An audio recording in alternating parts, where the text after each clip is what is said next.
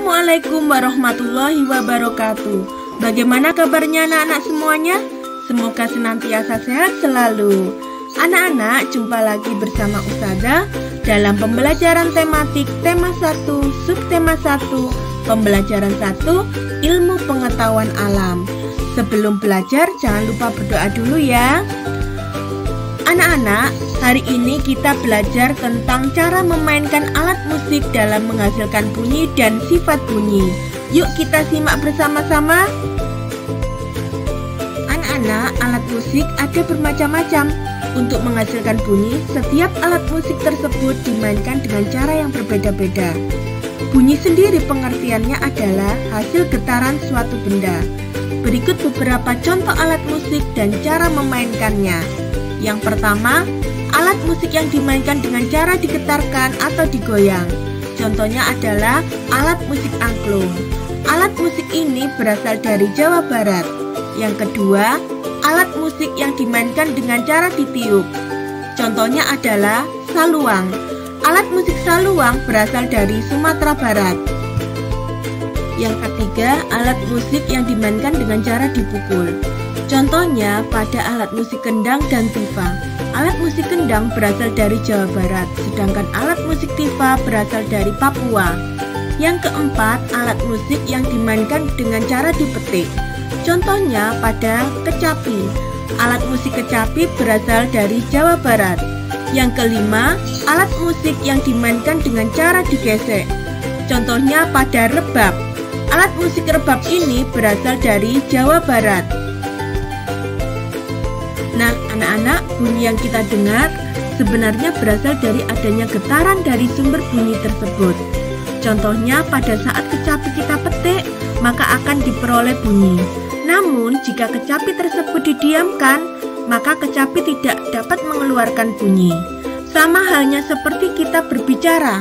Pada saat kita berbicara, pita suara yang ada di dalam tenggorokan juga bergetar. Hal ini menunjukkan bahwa benda yang bergetar akan menghasilkan bunyi. Sudah paham ya anak-anak? Sifat bunyi merambat.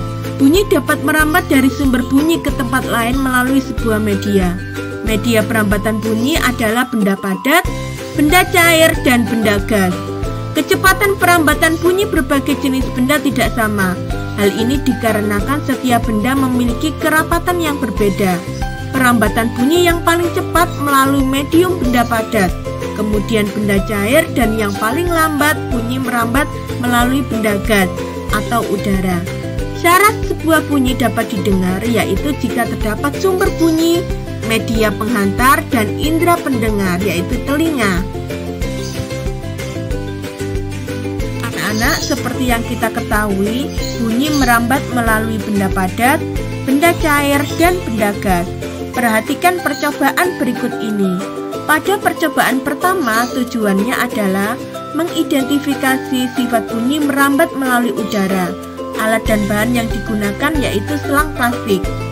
Dari percobaan pertama ini dapat kita ketahui, pada saat kita berbicara melalui ujung selang, ternyata bunyi dapat terdengar oleh teman kita karena bunyi merambat melalui udara. Perhatikan percobaan yang kedua. Pada percobaan ini tujuannya mengidentifikasi sifat bunyi merambat melalui benda padat.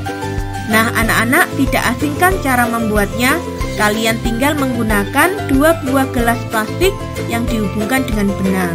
Pada percobaan ini dapat kita ketahui pada saat berbicara melalui telepon gelas plastik ternyata bunyi dapat terdengar karena bunyi merambat melalui benang atau benda padat. Pada percobaan 3 tujuannya adalah mengidentifikasi sifat bunyi merambat melalui benda cair. Alat dan bahan yang digunakan adalah yang pertama ember besar, yang kedua air, yang ketiga batu, dan yang keempat corong kecil. Perhatikan gambar berikut ini.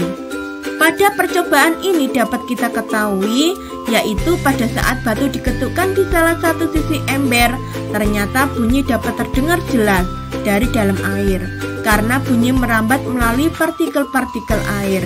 Sudah paham ya kalian? Alhamdulillahirobbilalamin.